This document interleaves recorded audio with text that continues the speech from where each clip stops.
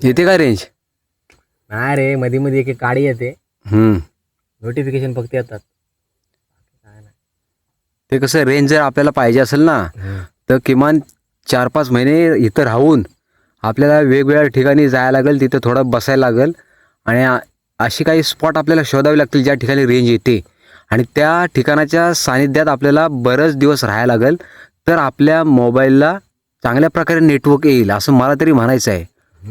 तू काय सांगू शकतो त्याच्यावरती? पण आपण तिथं रोज गेलो पाहिजे त्या जागेवरती, रोज समजलं का, त्या स्पॉटवरती. हम्म. तर ती रेंज अशी मला वाटतं खेचत जाणार प्रत्येक वेळी. हां, बरोबर आहे. हे वरती पकडायला लागतं रे, रेंजसाठी हात लय दुखतात. किती काड्या आल्या? कुठं चढली, एक पण काडी नाही आली, एक येते ती पण लगेच जाते. एका जागेवर थांबून काय घेत ना पाय तशी, थोडासा हलायला लागतो इकडे तिकडं, वर खाली करायला लागतो. येते पण लगेच भाजली जाते लगेच.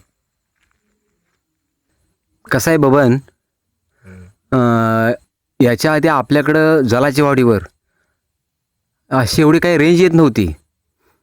जो BSNL आहे ना त्यांनाच थोडीफार रेंज येत होती, पण आता दुसरे काही सिम होते बघा, पहिले वोडाफोन झाला, एअरटेल झाला, त्यांना आधी रेंज येत नव्हती, पण आता सध्या बऱ्यापैकी रेंज यायला लागलेली आहे.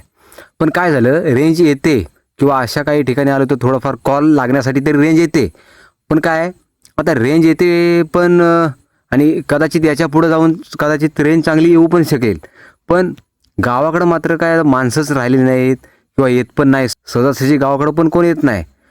हां, मग ते रेंजचा फायदा तरी काय? मग एक वेळ अशी येईल, आपल्याला असं म्हणायला लागेल की एक वेळ रेंज असेल पण इथं कोण माणसं नसेल.